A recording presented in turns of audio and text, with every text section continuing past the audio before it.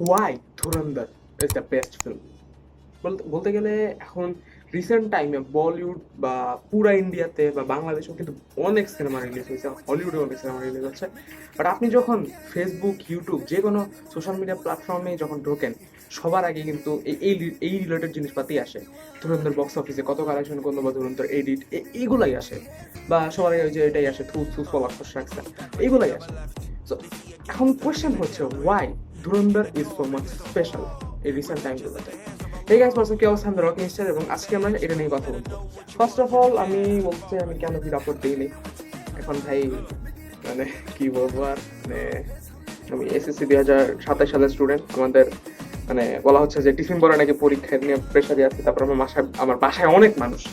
তো এখন এই যে সুন্দর করে যে আমি একটা জায়গায় যে ভিডিও বানাবো, এই সুযোগ নাই আমার। এখন বাসায় একটু মানুষ কম, একটু অনেকগুলো মানুষ বাইরে গেছে, তো এখন ভিডিও বানাচ্ছি।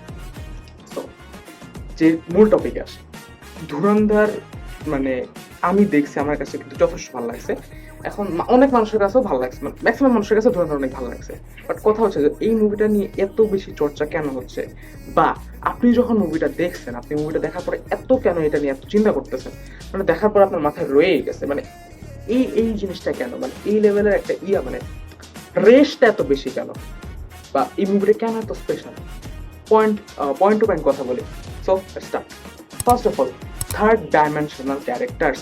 এই মুভির মেইন লিডের কথা বাদে দিলাম, like iconic lead characters like Jaskirat Singh Rangi বা Hamza Ali Mazari, Ajay Sanyal, Rehman Dakait legendary character, SP Chaudhary Aslam, আর মেজর ইকবাল।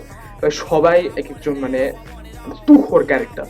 এদের হিসাব বাদ ভাই, আমি লাস্ট কবে এরকম দেখছিলাম যে সাইড ক্যারেক্টার, ভাই সাইড ক্যারেক্টার উপর এডিট বানানো হচ্ছে, তাও ফোন মিউজিক দিয়ে মানুষজন সাইড ক্যারেক্টার উপর এডিট করতেছে। ভাই ক্যান ইউ মানে ইমাজিন, এটা কেমনে? এটা হচ্ছে থার্ড ডাইমেনশনাল ক্যারেক্টার। মানে আমি বুঝাই, এই মুভির কোন একটা ক্যারেক্টার মানে ফালতু না। যেমন আমি উদাহরণ দিয়ে বুঝাই, যেমন ধুরন্ধরের উজার বারজ তো তাও ধুরন্ধর টুতে একটু ভালো ভালো ভালো রোল ছিল। ডঙ্গা, এই ডঙ্গার ক্যারেক্টারটা নেন, আর ক্রিস 3 মুভির যে কোনো একটা সিনের মানে যে কোনো একটা এমন সিন নেন যেখানে হচ্ছে সাইড ক্যারেক্টার দেখানো হয়েছে। বা ক্রিস 3 এর গুলা টু ডাইমেনশনাল মনে হয় কি যে এনপিসি টাইপ ক্যারেক্টার। বাট ডঙ্গা ভাই, আমার ভাই ডঙ্গার মানে দেখে মনে হচ্ছে কি যে ডঙ্গার লাইফের শুরু থেকে শেষ পর্যন্ত পুরোটা আদিত্য ধ্যান লেখছে, এবং জাস্ট কিছু পার্ট মানে ধুরন্ধরে ঢুকাইছে। এত সুন্দর করে লেখা, মানে এগুলো মানুষ মনে হয়, এগুলো কোনো সাইড ক্যারেক্টার মনে হয় না, বা এনপিসি মনে হয় না, মনে হয় যে এদেরও লাইফ আছে আলাদা, এই ফিলটা আসে। দ্যাটস ওয়াই এই ধুরন্ধরের ক্যারেক্টার গুলো এত আইকনিক। আর মেন লিড তো ভাই রে ভাই, কি বলবো। মেনলি আরেকটা জিনিস যেটা দেখলাম, প্রত্যেকটা ক্যারেক্টার ওরা ফার্মিং করে। হামজা আলী মাজারি ওরা ফার্মার, অজয় সানিয়াল ভাই ডেস্কে বৈশা তোমার মানে প্যান ভিজে দিতে পারে, ঠিক আছে, ডেস্কে বৈশা সে মানে শত্রু পক্ষের প্যান ভিজাই দিতে পারে, এই লেভেলের মানে ব্রেইন তার। তারপর মেজর ইকবাল ভাই, এ মানে ভাই তার চেয়ে মানে গলা ভয়েস, যে ভারী ভয়েস, সে মানে ওইভাবে একটা খালি নর্মালি তার নাম বললেও তাই মানে মানুষ থরথর করে কাঁপা শুরু করে দেয়। এসপি চৌধুরী আসলাম ভাই একটা পাগলা পুলিশ, মানে এরকম পুলিশ থাকলে কেউ চিন্তা করবে না যে ভাই আমি ওর বিরুদ্ধে লাগতে চাই মুহুদে।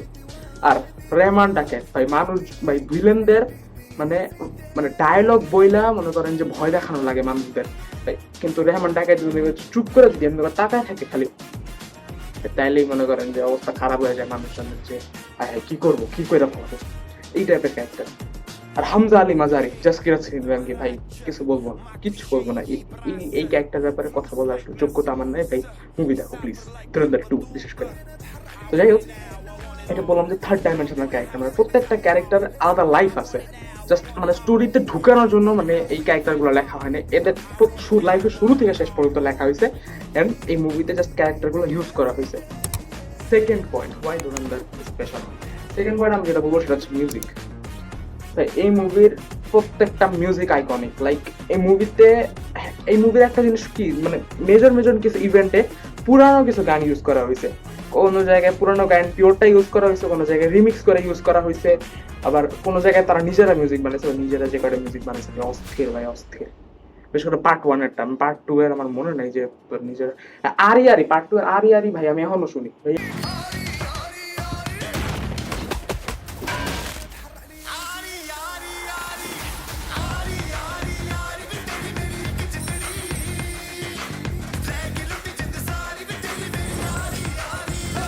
এখনো শুনি ভাই। আমার এই যে বাটন ফোনটা আছে, আমার এই বাটন ফোনে এখনো সেভ করা, এই বাটন ফোন আমি এখনো শুনি ভাই। মানে অস্থির লেভেলের মিউজিক, অসাম মিউজিক ভাই, অসাম মিউজিক।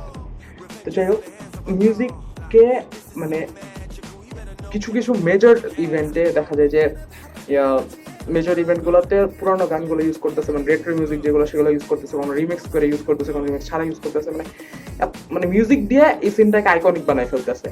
তারপরে যে রেহমান ডাকাতের এন্ট্রি সিন, যেটা রিলসে দেখাই আপনি ধুরন্ধর দেখার জন্য এক্সাইটেড হয়েছিলেন, এবং ধুরন্ধর 1 দেখার পর আপনি ধুরন্ধর 2 দেখার জন্য এক্সাইটেড হয়েছিলেন। I know it, but is music. Music না থাকলে ভাই আমি মনে করতাম যে ধুরন্ধর এত স্পেশাল হইতো না যদি মিউজিকটা না থাকতো। So third point, detailing. মাথা নষ্ট লেভেলের ডিটেইলিং ভাই। মনে হয় আপনি এখন আমরা যারা ধুরন্ধর নিয়ে বিভিন্ন ভিডিও দেখি ভাই, ঢুকলে এখন পর্যন্ত ধুরন্ধর 1 2 দুইটা মিলাই মানে হিডেন ডিটেইল, পিক ডিটেইলিং ভাই আদিত্য থার একটা মিম হয়ে গেছে সত্যি কথা। কারণ মানে জাস্ট একটা মুভি বানানোর জন্য বানায় নাই, মুভি মানে এক একটা ক্লিপ, এক একটা শট, এক একটা সিনের উপর মানে হিডেন ডিটেইল আছে। মানে এটা আমি এক এক করে এখন বলবো না, বললে ভাই এক এক করে যদি বলা শুরু করি ভাই জীবনে শেষ হবে না। মানুষ এখনো বাইর করতেছে ডিটেল, একটার পর একটা ডিটেল বাইর করতেই আছে। মানে কি বলবো ভাই রে ভাই, ভাই ডিটেইলে ভরা ধুরন্ধর। ডিটেল যদি দেখা লাগে ভাই আপনি সার্চ দিয়ে আপনার ফিড ভরে যাবে, just hidden detail, peak detailing ভাই আদিত্য থাক একটা meme. So next and last, actors. ভাই আমার মানে কি বলবো, প্রত্যেকটা অ্যাক্টর এত পিক লেভেলে পারফরমেন্স দিছে ভাই রে ভাই। রেহমান ডাকাত অক্ষয় খান্নার তো ভাই ধুরন্ধর 2 আমার এই কারণে ভালো লাগে না, ওটা কিন্তু অক্ষয় খান্না ছিল না দেখা ভাই, এই লেভেলের ইম্প্যাক্ট সে দিছে। তারপর মানে আর মাধবন, অজয় সান্যাল ভাই রে ভাই, আমি ফার্স্টে দেখে চিনি নাই যে এটা আর মাধবন, আমি দেখে বুঝলাম আসলে মনে অজিত দোভাল এটা। তারপরে এই যে মেজর ইকবাল, অর্জুন রামপাল ভাই, অর্জুন রামপাল আমার one of my favourite actor. ওনারে ভিলেন হিসেবে দেখতে পাই যে কি মজা লাগে ভাই রে ভাই, অনেক মজা লাগে ভাই। আমি জানি না কেন এটা আমার মজা লাগে হ্যাঁ ভিলেন হিসেবে দেখতে। বা রণবীর সিং তার লাইফের বা ক্যারিয়ারের one of the peak performance দিছে ভাই রে ভাই। আর সঞ্জয় দত্ত তো চালু হয়ে গেছে সব দুই মানে এখন ম্যাক্সিমাম মুভিতেই তারা দেখা যায়। বাট ধুরন্ধরে কেজিএফ 2 এর পরে আই থিঙ্ক একটা ভালো তার সুযোগ, আমরা ভালো একটা অ্যাক্টিং বা ভালো একটা রোল আমরা তার দেখছি। অ্যাক্টরদের তো মানে প্রশংসা করে শেষ করা যাবে না। তারপরে যে উজার বালোচের যে ক্যারেক্টারটা প্লে করছে, একটাটার নাম মনে নেই, বাট উনিও মানে মাথা নষ্ট অ্যাক্টিং করছে। এখনো যদি মানে মাঝে মধ্যে এখনো ফিডে বা ইউটিউবে যাই, আমি দেখি যে মানে মেসি রোনালদো বাদ উজার বালোচ ইজ দ্য মানে বেস্ট ফুটবলার। এটা কেন বলা হয়েছে, যারা ধরুন 2 দেখছে তারা বলতে পারবে। সো ওভারঅল এটাই ছিল আমার ভিডিও। আমি ফার্স্ট টাইম মনে এত লং ভিডিও বানাইছি আমার ফেস ভয়েস দেখায়া, কারণ আমি নর্মালি হচ্ছে এডিট মেডিট করি, এগুলা করে দিই। কারণ হচ্ছে কি আমি তো বললাম আমার পাশে মানুষ বেশি থাকে, তো এরকম যাই হোক আমার প্লেস থাকে না যে আমি একটা ভিডিও বানাবো। So thank you very much এই ভিডিওটা পুরোটা দেখার জন্য। আমি জানি অনেক বাজে হয়েছে, বাট নেক্সট টাইম ইনশাল্লাহ যদি মানে বাসা খালি পাই ইনশাল্লাহ আরো ভিডিও আসবে সামনে। আর এসএসসি পরীক্ষা সামনে তো আমার, মাঝখানে হয়তো ভিডিও অনেক কম আসবে, বাট আমি ট্রাই করবো আমার পরীক্ষার পরে আরো বেশি করে ভিডিও দেওয়ার কাজ। আর আমার চ্যানেল সম্পর্কে একটা দিয়ে রাখি যে আমি অনেক ধরনের ভিডিও বানাই, মানুষ কনফিউজ আমি আসলে কি দিয়ে ভিডিও বানাই। তো আমি আমার মেইন টপিক হচ্ছে সিনেমা, আই লাভ সিনেমা, এবং আমি সিনেমা নিয়ে ভিডিও বানাই। So thank you very much এই ভিডিওটা দেখার জন্য।